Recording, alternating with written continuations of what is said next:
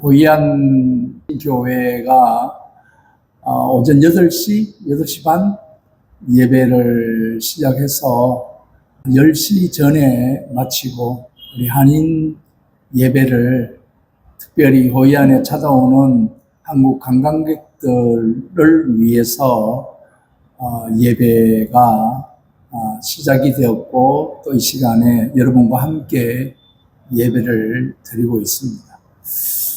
매주마다 새로운 분이 오시기 때문에 저는 늘 새로운 교회에서 말씀을 전하는 것 같습니다. 날씨가 많이 더운데 한국보다 여기가 좀 덜 더운 것 같습니다. 고이안에서 이 성전이 가장 시원합니다. 짧은 한 시간의 예배 가운데 하나님의 은혜가 충만하기를 주의 이름으로 축원드립니다. 추운 날 여행하는 것보다 그래도 더운 날이 좋다고 저는 개인적으로 생각합니다. 제가 몇 년 전에 1월 달에 고려인 목사와 선교 현장에 러시아 블라디보스토크, 우수리스크, 하바rovsk에 시베리아 열차를 타고 갔을 때 영하 27도, 영하 30도 되는 날씨에 바깥에 5분을 못 있겠더라고요. 아무리 두꺼운 옷을 입고 머리에 모자를 써도 바깥에 있을 수가 없었어요. 그나마 추운 것보다 더운 게 그래도 낫다 생각하시고 즐거운 여행 하시기 바랍니다. 우리 조상들은 예로부터 이 더위를 이기는 지혜로 이열치열이라는 단어를 사용했습니다. 뜨거운 것은 뜨거운 것으로 다스린다라는 말이 있습니다. 저는 30년 넘게 보이차를 마시다 보니까 주변 사람들이 여름에도 보이차를 마시냐고, 더운데 어떻게 뜨거운 보이차를 마시냐고 물을 때가 있습니다. 추울 때야 당연히 따뜻한 차로 몸을 녹이니 좋지만 더울 때는 더 덥지 않느냐고 이야기를 합니다. 이때 이열치열이라는 말을 합니다. 저는 매일 뜨거운 차를 마십니다. 여기 이 나라에서도 여전히 매일 마시고 있습니다. 저는 이 이열치열 이 단어, 이 말이 오늘 우리에게 영적 의미로 다가왔으면 좋겠다 생각을 갖습니다. 우리가 일상생활 속에서 겪는 삶의 무게와 답답함을 오히려 주님과 더 깊은 만남을 통해서 시원하게 꿰뚫어내는 여름이 되시기를 바랍니다. 오늘 우리가 함께 나눌 말씀, 이 마태복음 16장 13절에서 20절의 말씀은 한 절 한 절 1시간 설교를 다 해도 모자라는 그런 아주 귀한 말씀들이 있습니다. 이 짧은 시간에 깊게 다룰 수 있는 사항이 아니라서 간단하게 여러 가지를 나누겠습니다. 예수님께서 제자들과 함께 수리네를 떠나셨던 내용으로 생각이 되어집니다. 이들은 특별히 이 가이사라 빌립보라는 곳으로 향했습니다. 가이사라 빌립보는 이스라엘 가장 북쪽에 위치한 단이라는 곳에 있습니다. 우리가 흔히 우리나라 한반도 전체를 일컬을 때 백두에서 한라까지 그런 CCM 노래도 있습니다. 가장 북쪽에서 가장 남쪽까지라는 의미를 포함하는 것입니다. 성경에서도 이런 표현을 자주 사용합니다. 구약 성경에 자주 등장하는 말 중에 어떤 말이 있냐면 단에서 브엘세바까지라는 말이 있습니다. 가장 북쪽이 단이고 가장 남쪽이 브엘세바이기 때문인 것입니다. 오래전에 성지순례차 단에 갔을 때 그곳에서 요단강의 원류를 보았습니다. 초당 50톤짜리와 20톤짜리 수원지가 가장 가까운 곳에서 사철 요단강 물이 마르지 않는 것을 보면서 하나님의 신비로운 섭리에 감탄했던 기억이 있습니다. 예수님께서 제자들을 데리고 이처럼 물이 풍부하고 생명의 근원이 시작이 되는 곳, 다시 말해서 단이라는 지역에 있는 이 가이사라 빌립보로 가셨다는 것은 우리에게 특별한 시사를 해주고 있습니다. 그것은 단순히 피서를 위한 여행이 아니었습니다. 이 여름 우리가 삶의 시원한 샘을 찾습니다. 베트남 사람들은 여름에 달랏에 많이 갑니다. 그곳은 다른 지역보다 한 4도, 5도 더 낮습니다. 시원합니다. 예수님과 제자들처럼 우리도 정말 은혜 받을 곳을 찾으시는 그런 귀한 여름 계절이 되었으면 좋겠습니다. 육신의 더위를 식히는 것만큼이나 영혼의 갈증을 해소하고 주님으로부터 오는 시원한 은혜를 경험하는 귀한 절기가 되시기를 바랍니다. 예수님께서 제자들을 데리고 가이사라 빌립보에 이르렀을 때에 주님은 제자들에게 중요한 질문을 던집니다. 주님과의 특별한 대화, 그리고 신앙 고백의 부분들이 필요합니다. 뭐라고 이야기를 하냐면 주님이 제자들에게 묻는 질문이 있습니다. 사람들이 인자를 누구라 하느냐? 이 질문에 이어서 하시는 말씀이 너희는 나를 누구라 하느냐라는 것입니다. 이 질문은 오늘 우리에게 여전히 유효합니다. 이 질문 가지고도 몇 시간 하나님의 말씀을 우리가 나누어야 하는 내용입니다. 다른 사람이 뭐라고 하느냐가 아니라 너가 어떤 고백을 하고 있느냐, 어떻게 믿고 있느냐, 자신의 고백을 묻고 있는 것입니다. 부모님의 고백이 아니라 남편이나 아내의 고백이 아니라 나 자신의 믿음의 고백이 무엇이냐, 그렇게 묻는 것입니다. 조용한 곳에서 주님이 중요한 내용을 하시는 부분들을 보게 됩니다. 예수님께서 왜 굳이 북쪽 변방에 있는 가이사라 빌립보까지 제자들을 데리고 갔을까? 아마도 이 시끄러운 예루살렘과 갈릴리 지역의 군중들을 떠나 조용하고 한적한 곳에서 제자들과 깊은 심도 있는 대화를 나누기 위함이 아니었을까? 그렇게 우리가 볼 수 있습니다. 마치 우리가 중요한 결정을 앞두고 혼자 조용한 곳에 곰곰이 생각하듯이 아주 중요한 질문, 중요한 고백을 해야 했기 때문에 우리 주님은 제자들이 세상의 소란에서 벗어나 오직 주님께 집중할 수 있는 환경을 만들어 주신 것입니다. 요즘은 거의 그런 일이 없는데 제가 어릴 적만 하더라도 학생 때 여름만 되면 또 겨울만 되면 그렇게 기도원에 많이 갔어요.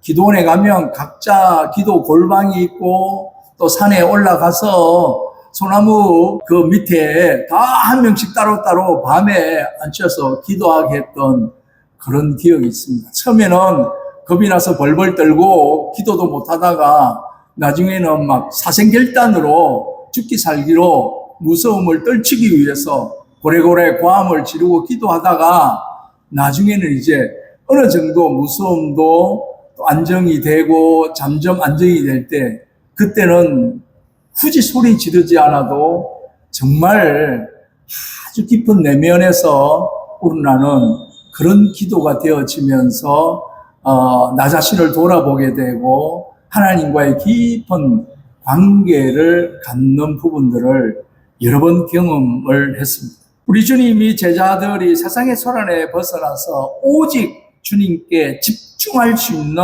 환경을 만들어 주신 게 아닐까 그런 생각을 가져봅니다. 이런 조용한 환경 속에서 예수님은 제자들에게 가장 본질적인 질문을 던졌습니다. 군중들은 예수님을 세례 요한 또는 엘리야 또는 예레미야 선지자 중 한 명이라고 이야기를 한다고 합니다. 그러나 베드로는 주는 그리스도시요 살아계신 하나님의 아들이니다 그렇게 고백을 합니다. 이 고백이 저와 여러분의 고백이 되시기를 바랍니다. 누가 그렇게 하더라가 아니라 내가 그렇게 고백하는 은혜가 있기를 바랍니다. 이 고백은 단순히 베드로의 지식에서 나온 것이 아니라 성령의 감동으로 말미암아 된 것이었습니다. 우리 예수님께서 바요나 시몬아 내가 복이 있도다 이를 내게 알게 한 이는 혈육이 아니요 하늘에 계신 내 아버지십니다. 그렇게 말씀을 합니다.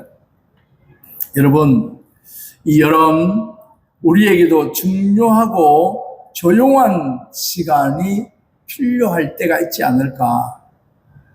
9월달, 또 8월달, 9월달 새롭게 후반기를 시작하면서 또 해야 될 일, 또 풀어야 할 일들, 해결해야 될 일들, 그런 부분들에 대해서 한 번쯤은 하나님 앞에 조용히 나가야 할 때가 아닐까 생각을 갖습니다. 일상의 분주함 속에 잠시 멈추어서서 오직 주님께만 집중해서 주님은 저에게 어떤 분이십니까? 내가 무엇을 하기를 원하십니까? 내가 어떻게 해야 합니까? 주의 음성을 듣는 시간이 필요하지 않을까? 그래야만 우리의 신앙이 흔들리지 않고 더욱 견고해질 수가 있는 것입니다. 물론 특별한 어떤 장소가 중요한 것이 아니라 내가 하나님과 1대1로 관계 맺으며 가까이 나아가면서 하나님, 내가 어떻게 하면 좋겠습니까? 주님은 저에게 어떤 분입니까? 질문하고 고백하고 할 수 있는 그런 은혜가 있기를 바랍니다. 그 다음에 보면 교회를 세우시는 주님의 가르침을 볼 수 있습니다. 베드로의 위대한 신앙 고백이 이어서 예수님은 아주 중요한 말씀을 덧붙였던 것을 봅니다. 18절에 보면 또 내가 내게 이르노니 너는 베드로라 내가 이 반석 위에 내 교회를 세우리니 엄부의 권세가 이기지 못하리라. 그리고 19절에서 천국의 열쇠를 주시며 땅에서 매면 하늘에서도 매이고 땅에서 풀면 하늘에서도 풀리는 권세를 주셨다고 했습니다. 이는 곧 주님의 가르침이 종국적으로 교회 중심의 신앙이라는 것을 보여준다. 베드로의 신앙 고백 위에 교회가 세워질 것이고 그 교회는 엄부의 권세조차 이기지 못할 것이라고 말씀하고 있는 것입니다. 예수님께서 교회가 세상 속에서 하나님의 통치를 이루어갈 중요한 기간임을 분명하게 밝히는 내용인 것입니다. 오늘 많은 사람들이 교회의 역할에 대해서 다양한 이야기를 하고 있습니다. 특별히 현대 기독교가 세상 속에서 조롱당하고 또는 비난당하고 또는 짓밟히기도 하고 또는 욕을 먹는 그런 상황 속에서도 많은 그리스도인들이 덩달아 더불어 그렇게 또 생각하고 그렇게 또 여기고 함께 또 숟가락질을 하는 경우들이 있습니다. 그럼에도 불구하고 하나님은 교회를 통하여서 역사하신다는 사실을 우리가 기억하면 좋겠다. 예수님께서 교회가 세상 속에서 하나님의 통치를 이루어 나갈 중요한 기간임을 분명하게 밝히고 있습니다. 오늘날 많은 사람들이 교회의 역할에 대해서 다양한 의견을 가지고 있습니다. 그러나 성경은 분명히 이야기합니다. 교회는 예수 그리스도를 머리로 하고 성도들이 지체가 되어 함께 사명을 감당하는 공동체다. 교회는 우리가 세상에서 영적인 힘을 얻고 믿음으로 성장하며 복음을 전하는 사명을 감당하는 현장임을 기억하시기를 바랍니다. 교회의 역할에 대해서 세상 사람들이 또는 많은 그리스도인들이 비난하고 또는 원망하고 문제를 삼는 부분이 있을 수도 있습니다. 그럼에도 불구하고 하나님은 교회를 통해서 구원의 역사를 이끌어 나가시는 부분들을 2000년 역사 가운데 우리는 알 수 있습니다.